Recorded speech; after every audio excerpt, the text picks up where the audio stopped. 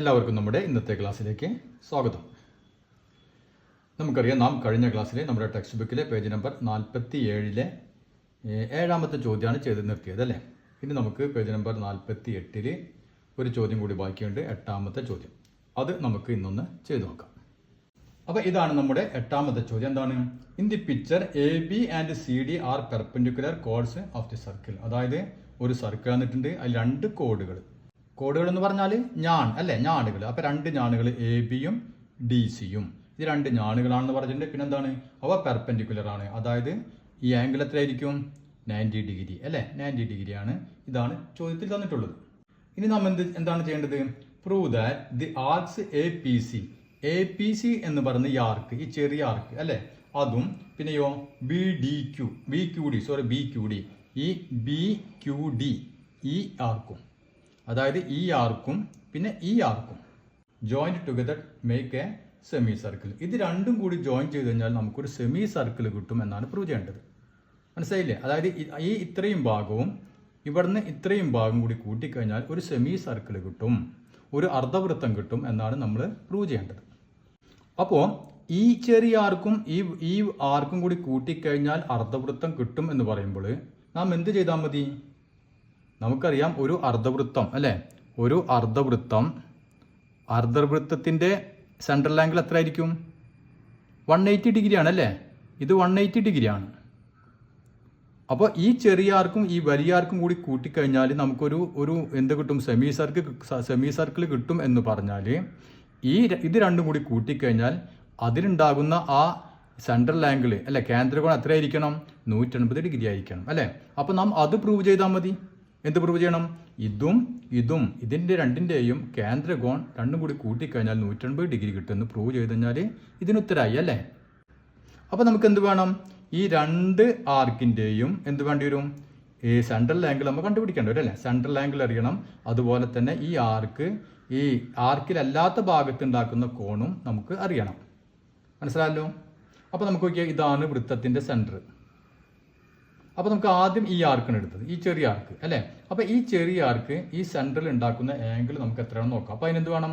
ഈ പോയിന്റും ഈ സെൻറ്ററും തമ്മിൽ യോജിപ്പിക്കുക അല്ലേ. അതുപോലെ ഈ സിയും സെൻറ്ററും തമ്മിൽ യോജിപ്പിക്കുക. അപ്പോൾ നമുക്ക് ഈ ആർക്ക് ഇവിടെ ഉണ്ടാക്കുന്ന ആംഗിൾ എത്രയാണെന്ന് നമുക്ക് നോക്കാം.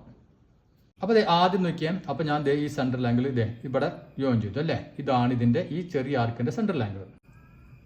ഇനി ഈ ചെറിയ ആർക്ക് ഈ സെൻട്രൽ അല്ലാതെ ഈ വൃത്തത്തിന്റെ വേറെ മറ്റു ഭാഗത്ത് ഉണ്ടാക്കുന്ന ആംഗിൾ കണ്ടുപിടിക്കാൻ നമ്മൾ എന്ത് ചെയ്യണം? വേറെ ഏതെങ്കിലും ഒരു പോയിന്റ് ആയിട്ട് യോജിപ്പിക്കണം അല്ലേ. അപ്പോഴാണ് ഇവിടെ നിന്ന് ഇങ്ങോട്ട് ഒരു ലൈൻ ഓൾറെഡി ഉണ്ട് അല്ലേ. അതായത് ഈ പെർപെൻഡിക്കുലർ ഇവിടെ ഉണ്ട്. അപ്പോൾ നമുക്ക് ഇതും കൂടി കൂട്ടി യോജിപ്പിച്ചാൽ എന്ത് കിട്ടും? ആദ്യം ഒന്ന് കൂട്ടി യോജിപ്പിച്ച് നോക്കാം. അപ്പോൾ ഇവിടെ നിൽക്കി ഇത് നമ്മൾ കൂട്ടി യോജിപ്പിച്ചു. ഇപ്പോൾ എന്ത് സംഭവിച്ചു? ഇത് ഈ ആർക്ക് ഇതിന്റെ സെൻട്രൽ ആംഗിളാണ് ഇത് അല്ലേ. പിന്നെയോ ഇതേ ആർക്ക് തന്നെ ഈ സെൻട്രൽ അല്ലാണ്ട് അല്ലേ വൃത്തത്തിന്റെ മറ്റു ഭാഗങ്ങൾ ഉണ്ടാക്കുന്ന ഈ ആംഗിളും നമുക്ക് കിട്ടി അല്ലെ. ഈ ആർക്ക് നോക്കിയാൽ ഇങ്ങോട്ട് നോക്കിയാൽ ഇങ്ങനെ വന്നു ഇവിടെ അല്ലേ. അതായത് ഇതിന്റെ അർത്ഥം എന്താണ്? ഈ ആംഗിളിന്റെ ഇരട്ടിയായിരിക്കും സെൻട്രൽ ആംഗിൾ അല്ലേ. അതായത് സെൻട്രൽ ആംഗിൾ എത്രയാണോ അതിന്റെ പകുതി ആയിരിക്കും ഇത്. അപ്പോൾ അത് കഴിഞ്ഞു. അപ്പോൾ നമുക്ക് ഈ ആർക്കിന്റെ നമുക്ക് ഈ ആർക്ക് ഇവിടെ ഉണ്ടാക്കുന്ന ആംഗിൾ നമ്മൾ എക്സ് ഡിഗ്രി ആണെന്ന് വിചാരിക്കുക. ഇത് എക്സ് ഡിഗ്രി എക്സ്. അപ്പോൾ നമുക്ക് എഴുതാം if angle A D C. മനസ്സിലായല്ലോ? ഇത് ഈ ആർക്കിന്റെ ഈ വൃത്തത്തിൽ ഉണ്ടാക്കുന്ന angle A D C equal to x degree ആണെങ്കിൽ എന്ത് വരും? അതിന്റെ സെൻട്രൽ ആംഗിൾ എ, ഇവിടെ നമുക്ക് ഒരു പേര് കൊടുക്കാം, ഒ എന്ന് കൊടുത്തു. അപ്പോൾ A O C angle A O C equal എന്ത് വരും? ഇതിന്റെ ഇരട്ടി അല്ലേ, 2x ഡിഗ്രി ആയിരിക്കും. അപ്പോൾ എ ഡി സി എക്സ് ആണെങ്കിൽ എ ഒ സി 2x ആയിരിക്കും. ഇനി നമുക്ക് അടുത്ത ആർക്ക് ഏതാണ്? ഈ ആർക്കാണ് അല്ലേ. ഈ നമ്മളോട് പറഞ്ഞല്ലോ ഏതാർക്കാണ്? ബി ക്യു ഡി എന്ന് പറഞ്ഞ ആർക്ക് അല്ലേ. അപ്പോൾ ഈ ആർക്കിന്റെ സെൻട്രൽ ആംഗിൾ നമുക്ക് കണ്ടുപിടിക്കേണ്ടി വരും അല്ലേ. അപ്പോൾ ഈ ആർക്കിന്റെ സെൻട്രൽ ആംഗിൾ കിട്ടുന്ന ഈ പോയിന്റും ബി ക്യു ഡി ആണ്. അപ്പോൾ ബിയിൽ നിന്നും നമുക്കിങ്ങനെ ജോയിൻ ചെയ്യിക്കാം അല്ലേ, സെൻറ്ററുമായിട്ടൊന്ന് ജോയിൻ ചെയ്യിക്കാം. അപ്പോൾ നോക്കിയേ, ഈ ആർക്ക് ബി ക്യു ഡിയുടെ ഇതാണ് ഇതിന്റെ സെൻട്രൽ ആംഗിൾ. ഈ ആർക്ക് സെൻട്രൽ അല്ലാണ്ട് വൃത്തത്തിൽ ഉണ്ടാക്കുന്ന മറ്റേ ആംഗിൾ എത്രയാണ്? ഈ ആർക്കല്ലാത്ത ഭാഗത്ത് ഉണ്ടാക്കുന്ന ആംഗിൾ എത്രയാണ്? ഇതാണ് നമ്മുടെ ആർക്ക്. ഈ ആർക്ക് ഇത് സെൻട്രൽ ഉണ്ടാക്കുന്നു അല്ലേ. ഇതേ ആർക്ക് തന്നെ നോക്കിയേ, കണ്ടില്ലേ, ഇങ്ങോട്ട് പോയി ഇങ്ങോട്ട് പോയി. അപ്പോൾ ഇവിടെ എന്തുണ്ടാക്കുന്നുണ്ട്? മറ്റൊരു ആംഗിൾ ഉണ്ടാക്കുന്നുണ്ട് അല്ലേ. അപ്പോൾ ഇത് എത്രയായിരിക്കും? ഇത് എത്രയാണോ ഇതിന്റെ പകുതി ഇത് അല്ലേ, അല്ലെങ്കിൽ ഇതിന്റെ ഇരട്ടി ആയിരിക്കും ഇത്.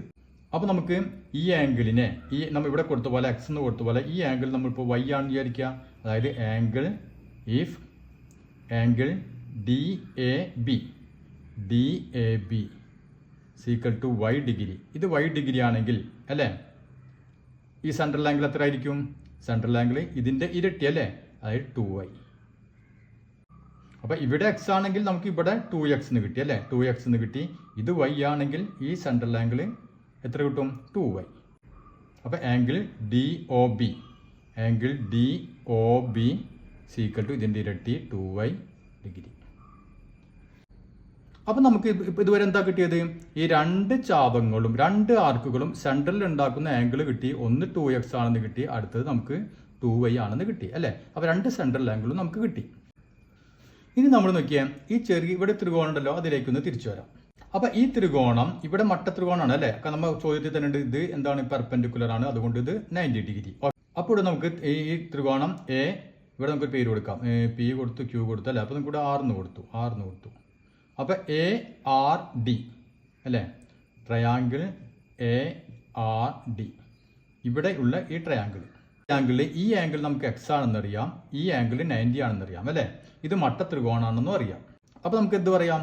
അപ്പോൾ ഇൻ ട്രയാങ്കിൾ ARD ഈ ആംഗിൾ നമുക്കറിയാം എക്സ് അല്ലേ. അപ്പോൾ എക്സ് പ്ലസ് ഈ ആംഗിൾ എത്രയാണ്? ഈ ആംഗിൾ നമ്മൾ കണ്ടുപിടിച്ചു, ഇവിടെ എഴുതിയില്ല. If DAB equal to Y degree, എനിക്ക് DAB സീക്വൽ ടു വൈ, ഇത് നമ്മൾ വൈ എന്ന് കൊടുത്തു, വൈ ഓൾറെഡി കൊടുത്തിട്ടുണ്ട് അല്ലേ. അപ്പോൾ വൈ ഡി, അപ്പോൾ എക്സ് പ്ലസ് വൈ പ്ലസ് ഏതാണ്?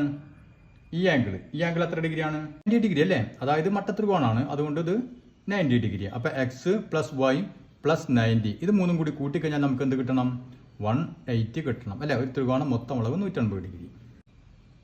അപ്പോൾ എക്സ് പ്ലസ് വൈ പ്ലസ് ഈ ആംഗിൾ അതായത് 90 ഡിഗ്രി കൂട്ടിക്കഴിഞ്ഞാൽ നമുക്ക് 180 കിട്ടണം. അപ്പോൾ അതിൽ നിന്ന് എക്സ് പ്ലസ് വൈ എന്ത് വരും? 180. ഈ 90 അങ്ങോട്ട് പോകുമ്പോൾ -90 അല്ലേ, സീക്വൽ ടു 90 ഡിഗ്രി. അപ്പോൾ നമുക്ക് എക്സ് പ്ലസ് വൈ എന്ത് കിട്ടി? 90 ഡിഗ്രിന്ന് കിട്ടി. അപ്പോൾ അതവിടെ നിൽക്കട്ടെ. ഇനി നമ്മൾ എന്താണ് പ്രൂവ് ചെയ്യേണ്ടത്? ഇതും കൂടി കൂട്ടിക്കഴിഞ്ഞാൽ നമുക്ക് എന്ത് കിട്ടണം? സെമി സർക്കിൾ കിട്ടണം അല്ലേ. അതിന് പകരമായിട്ട് നമ്മൾ എന്ത് ചെയ്താൽ മതി? അതിൻ്റെ സെൻട്രൽ ആംഗിൾ അതായത് AOCയും ഇതിൻ്റെ സെൻട്രൽ ആംഗിൾ BODയും കൂടി കൂട്ടിക്കഴിഞ്ഞാൽ എത്ര കിട്ടണം? 180 കിട്ടിയാൽ മതി അല്ലേ. അപ്പോൾ നമുക്കത് തമ്മിലൊന്ന് കൂട്ടി നോക്കാം. ആംഗിൾ AOC അതും പ്ലസ് ആംഗിൾ DOB ഇതിൻ്റെ സെൻട്രൽ ആംഗിൾ DOB എത്ര കിട്ടണം നോക്കിയാൽ നമുക്കറിയാം. AOC എത്രയാണ്? 2x നമുക്ക് കിട്ടിയിട്ടുണ്ട് അല്ലേ.